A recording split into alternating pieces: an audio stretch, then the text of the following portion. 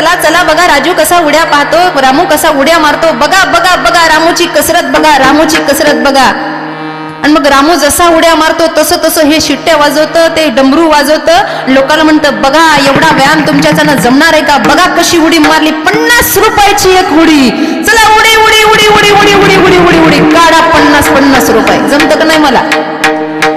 म्हणजे कीर्तन बंद झाले तर हे सुरू करायला, विठ्ठल विठ्ठल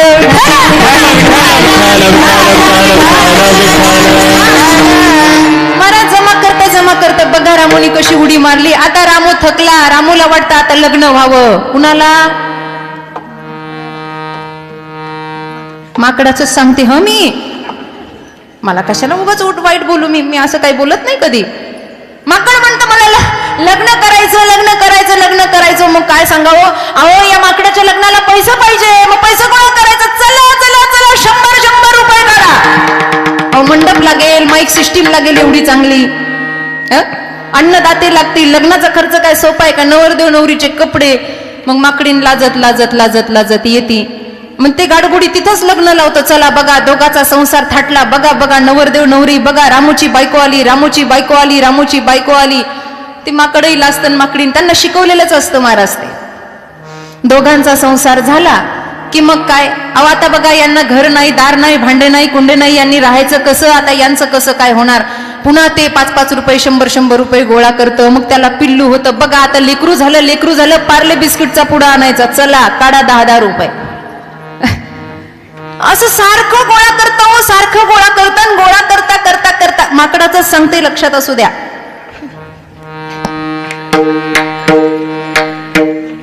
तुम्ही हसलेत म्हणजे काहीतरी गोड बंगालय. मी असंच आहे बा, मी सरळ बोलायला लागले, उगाच हसताय तुम्ही, काय आहे पटतंय का तुम्हाला? हे जमा करता सगळं गोळा करायचंच लक्षण, एकदाच गोळा करून ठेवायचं. अरे वाट ना बाबा, लागेल ना पुढे.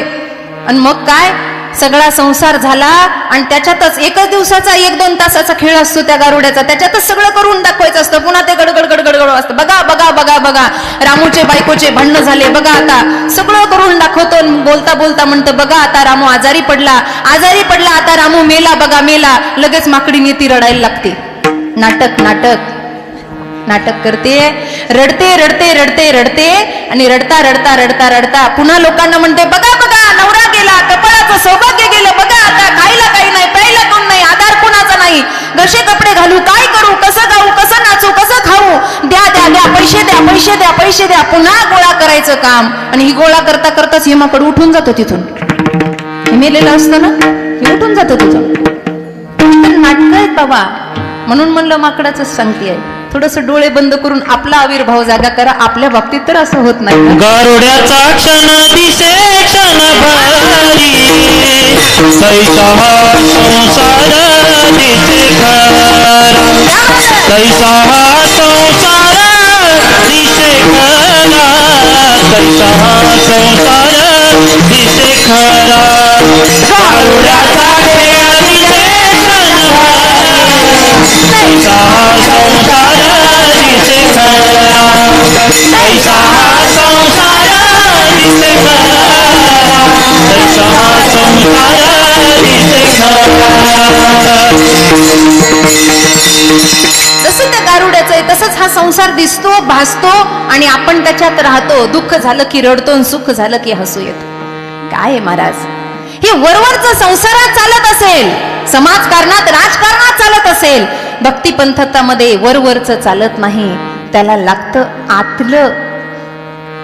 वरचं कसंही असू द्या, आतलं चांगलं पाहिजे. पण आमचं असं आहे, आम्हाला वरचं चांगलं करायची सवय आहे, आपल्याला प्रदर्शन करायची सवय आहे, डेकोरेशन करायची सवय आहे. आतमध्ये काही नाही, सगळं किडकं आहे, सगळं खराब आहे, सगळं खराब.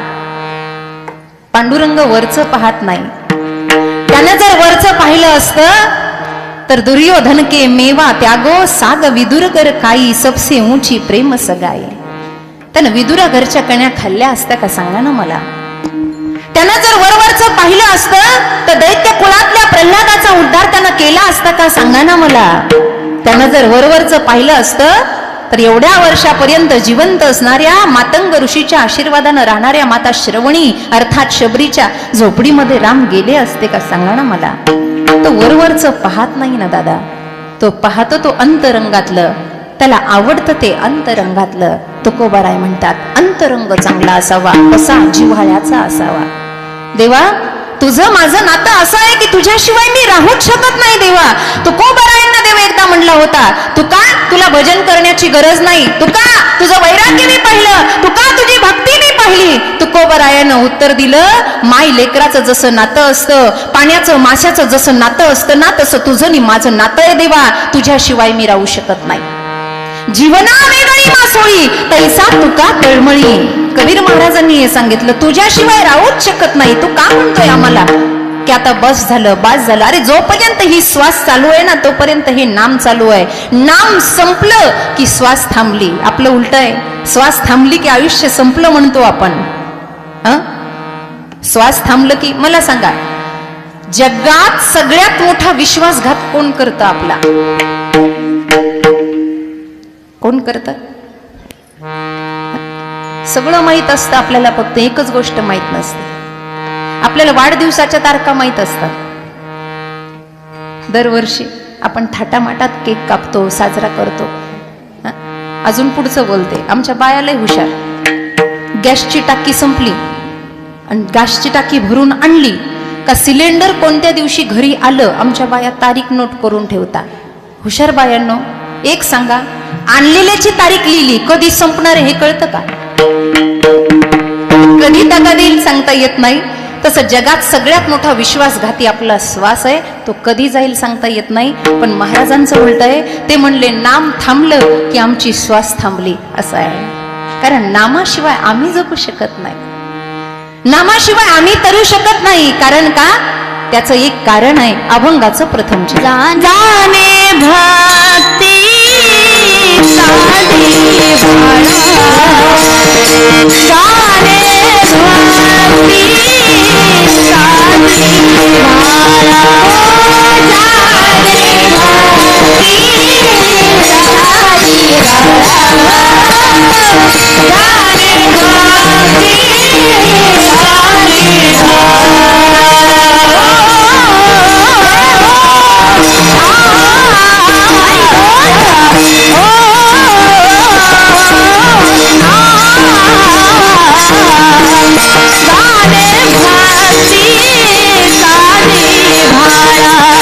जाने भक्ती साधी भाळा, जाने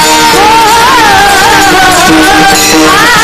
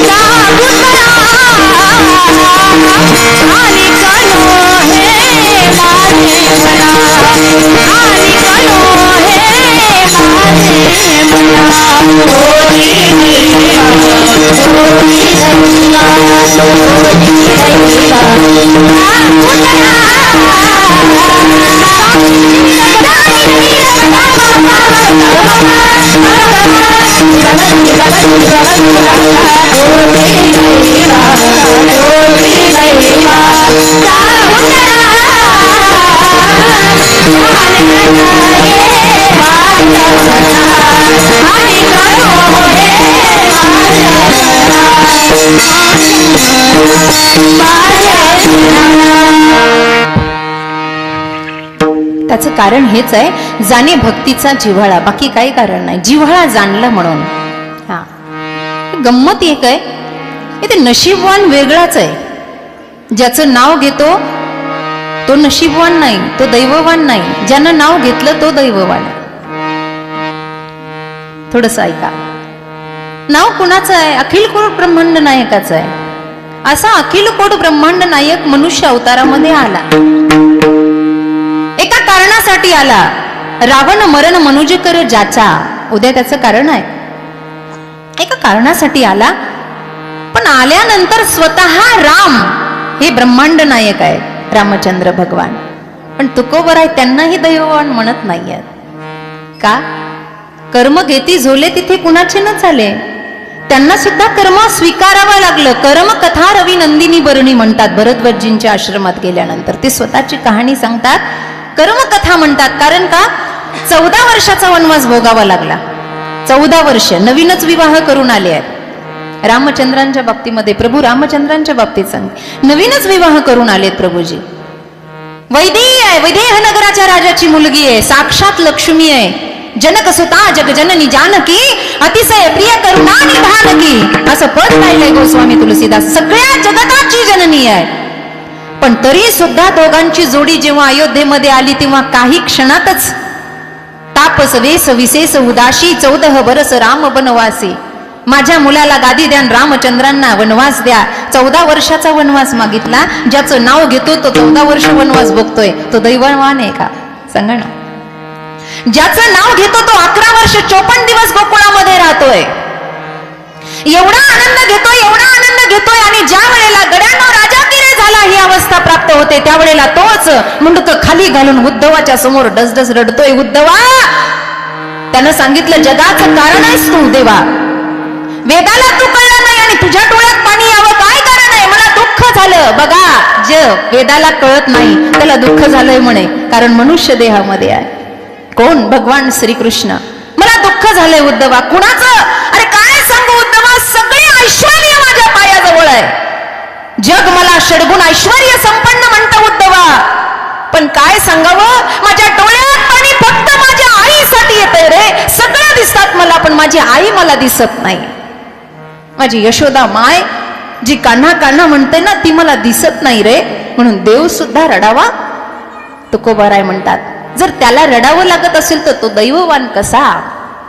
पण तरी सुद्धा ज्या वेळेला निजधामाला जाण्याची गती आहे आणि त्याचं ईश्वर स्वरूप प्रगट होतं ना, त्या वेळेला गीतेसारखा ग्रंथ त्याच्या मुखारविंदातून प्रगट होतो.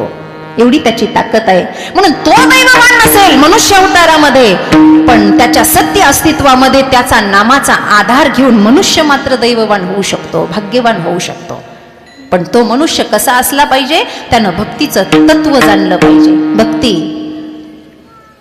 भक्तीचं तत्व जाणलं पाहिजे. तो वेडा झाला पाहिजे, वेडा. त्याला दुसरं काही कळलं नाही पाहिजे. जिकडे बघावं तिकडे भगवंताचं अस्तित्व दिसलं पाहिजे, जिकडे बघावं तिकडे. रामनवमीचा प्रसंग आहे. रामायण भागवत आपण नेहमीच ऐकता. एक छोटासा प्रसंग मला सांगायचा आहे. संपूर्ण तन मन धनानं भक्ती करावी. ज्या वेळेला हनुमानजी, रामायणाचा प्रसंग आहे, हनुमंताने 2 वेळेला दोघांना कथा सांगितली. अशोक वाटिकेमध्ये माई जानकीला आणि अयोध्येला कुमार भरताला. कथा सांगता सांगता कुमार भरतांना ज्या वेळेला ते सांगत होते तेव्हा 14 वर्षाला 1च दिवस बाकी होता. 1च दिवस बाकी होता आणि रामचंद्र लंकेचा विजय प्राप्त करून प्रभूजी येणार होते आणि हनुमंताला निरोप द्यायला पुढे पाठवलेलं होतं. त्यावेळेला हनुमानजी प्रसंग सांगत होते. काय सांगावं, यांच्या जीवनात किती किती संकट आली. खूप प्रसंग सांगत होते. लक्षपूर्वक ऐका, तुमच्या कामाची गोष्ट आहे. एवढा सुंदर प्रसंग सांगितला. हनुमंताने सांगितला, हो पंचवटी घर सोडलं, बाप गेला प्रभूचा. राम राम कही राम कही राम राम कही राम, तन परिहर रघुवीर विरह राहू गए सुखधाम. बाप गेला हो, पंचवटी सोडली, जानकीचं हरण झालं आणि युद्धातून 2 पावलं प्रभूजी मागे झाले तर लक्ष्मणाला मूर्छा आली. सांगा ना त्या देवानं काय काय सहन करावं. लक्ष्मणाला मूर्छा आली हे ऐकल्याबरोबर सगळ्या स्त्रिया एकत्र झाल्या. त्यामध्ये सुमित्राजी सुद्धा होत्या आणि लक्ष्मणजींची पत्नी उर्मिला सुद्धा होती. सगळे जण होते तिथे. का झालं, काय झालं, काय झालं, काय झालं? काही नाही म्हणे, लक्ष्मणजींना मूर्छा आली. का? इंद्रजिताचा बाण लागला हो. बाण लागला. नंतर संजीवनी बुटी आणल्यावर त्यांना जागृती झाली, पण बाण लागला म्हणलं की कौसल्या, सुमित्रा, कैकेयी मातेच्या डोळ्यात आसवाच्या धारा निघाल्या. सगळ्या स्त्रिया रडायला लागल्या. फक्त उर्मिला रडत नव्हती. सगळे रडत होते, फक्त उर्मिला रडत नव्हती.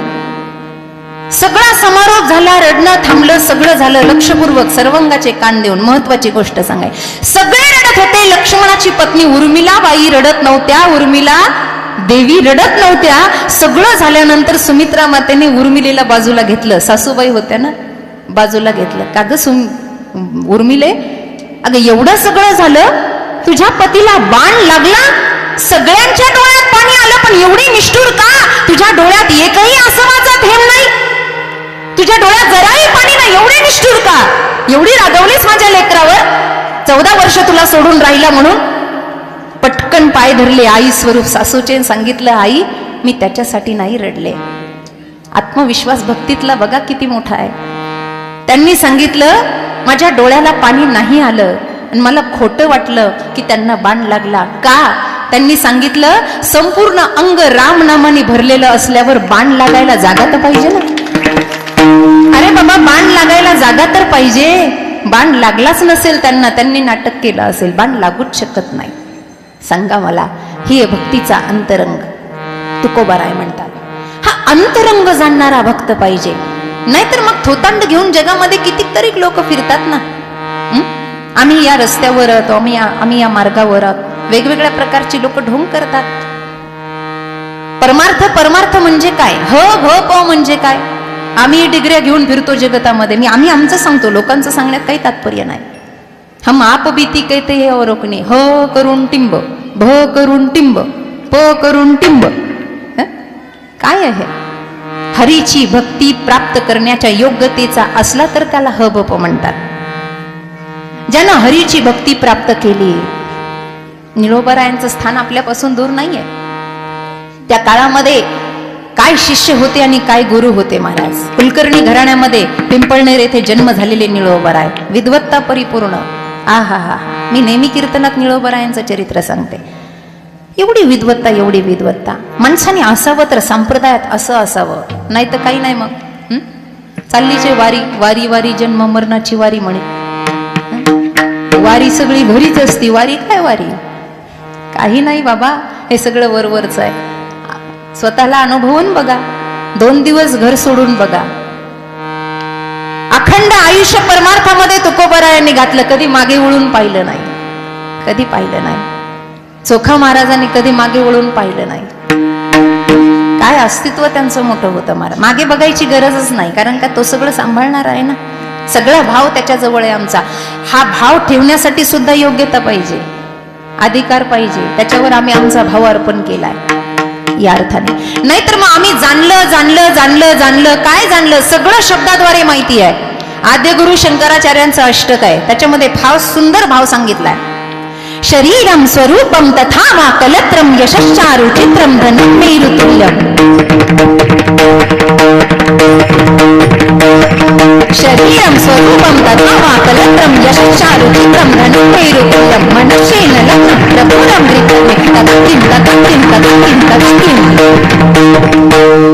षडङ्गादिवेदो मुखे शास्त्रविद्या कवित्वादि गद्यं सुगद्यं करोति. षडङ्गादिवेदो मुखे शास्त्रविद्या कवित्वादि मनुष्येन लग्नं प्रभुरं गृह्यते तदकिं तदकिं तदकिं तदकिं. ताल हा नाही, पण आता या तालावर म्हणावं लागले. शरीरम स्वरूपम तथा वा कलत्रम यशश्चारु चित्रम धनं मेरुतुल्यम. मनस्येन लग्नं प्रभोरम घ्रिपद्मे ततः किम ततः किम. ततः किम म्हणजे काय माहितीये का? धिक्तान, धिक्कार आहे तुझ्या जीवनाचा, धिक्कार आहे. ततः किम, धिक्कार आहे, धिक्कार आहे, धिक्कार आहे. अर्थ फारच छान आहे या श्लोकाचा. शरीरम स्वरूपम, ज्याचं शरीर सौंदर्यवान आहे. काही लोक म्हणतात ना, ते दिसायला फारच छान आहे, तो त्यांना काही लावायची गरजच नाही. म्हणून स्त्रीवर पुरुष मोहित होतो आणि पुरुषावर स्त्रिया मोहित होतात. कधी कधी नवल असं होतं की स्त्रीवरच स्त्री मोहित होते. बघा ना, बाई असून काय सौंदर्य आहे. स्त्रिया स्त्रियावर मोहित होतात, पुरुष पुरुषावर मोहित होतात. काय नवल आहे हे. आता सहज आलं म्हणून सांगते, ज्याच्यावर आपलं मन मोहित झालं ना, तेव्हा पटकन डोळे झाकून विचार करायचा, हे एवढे सुंदर आहे, यांना बनवणारा देव किती सुंदर असेल, यांना बनवणारा परमात्मा किती सुंदर असेल. अर्थात शरीरम स्वरूपम तथा वा कलत्रम. यशश्चारु चित्रम धनम मेरू तुल्यम, मेरू पर्वता समान धन आहे, शरीर यष्टी चांगली आहे, सौंदर्य भरपूर आहे, पण आद्य गुरु सांगतात मनश्चैन लग्नम प्रभोरम ग्रीपद्मे, जर मन परमार्थात लागलं नाही ना तर धिक्कार आहे त्या जीवनाचा, धिक्कार आहे, धिक्कार आहे. याच्या पुढेही सांगितलं षडंगादी वेदो मुखे शास्त्र विद्या, ज्याच्या 6 वेद 4 वेद 6 शास्त्र 18 पुराण उलटही पाठ आहेत आणि सुलटही पाठ आहेत, एवढा विद्वान आहे. हरिपाठ उलटाही माहित पाहिजे आणि सुलटाही माहिती पाहिजे, कधी कुठूनही सुरुवात करता आली पाहिजे, त्याला म्हणतात पाठांतर. सगळं मुखोद्गत आहे. षडंगादी वेदो मुखे शास्त्र विद्या, कविद्वादी गद्यम सुपद्यम छान गातो, गायन छान आहे, आवाज सुंदर आहे, आ हा हा मंत्रमुग्ध, पण मनश्चैन लग्नम प्रभोरम ग्रीपद्मे, मन जर परमार्थात लीन नसेल ना तर धिक्कार आहे त्या जीवनाचा, धिक्कार आहे त्या विद्वत्तेचा, धिक्कार आहे त्या गाण्याचा, धिक्कार आहे त्या ज्ञानाचा. विठ्ठल विठ्ठल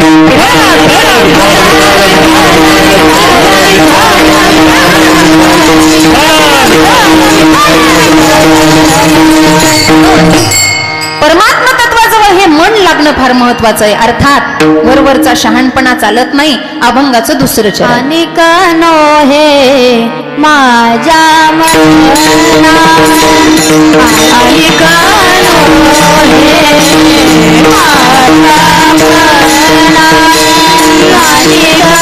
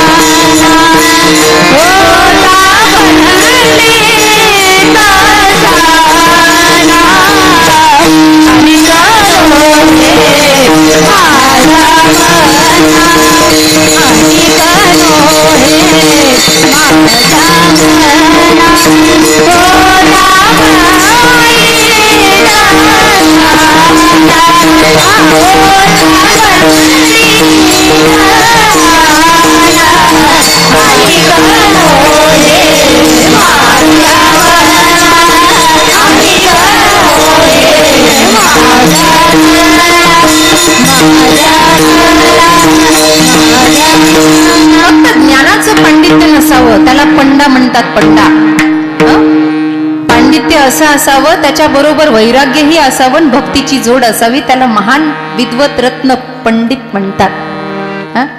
नाहीतर मग पंडे वेगळे, पंडे फक्त असतात ते फक्त जाणतात. मला सांगा अग्नी, अग्नी हा शब्द आहे, पाटीवर काढला आपण अग्नी, अग्नी काढायला सोपा आहे, थोडासा अवघड आहे. अग्नी काढला ना, डोळ्यासमोर अग्नी हा शब्द आणा. अग्नी हा शब्द लिहिणं सोपं आहे का अग्नीमध्ये उभं राहणं सोपं आहे? बेगार वाटतंय, त्यात उन्हाळ्याचे दिवस पुन्हा आ हा हा बेकार थंडी. बरोबर आहे ना? शिवराग पाहतात माझ्याकडे, हसतच नाही, ठरवूनच आले तर हसायचं नाही. म्हणजे क्या करू मेरी सुरती ऐसी आहे.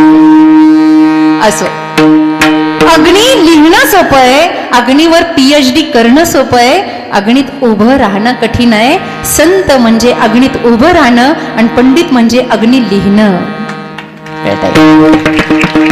आतून झरा ज्याच्या फुटतो ना त्याला संत असं म्हणतात. आतून झरा. म्हणून आपल्या घरात पिंपामध्ये पाणी साठवलं जातं. पाणी साठवण्याची पिंप असतात, टाके असतात ना, असतात की नाही?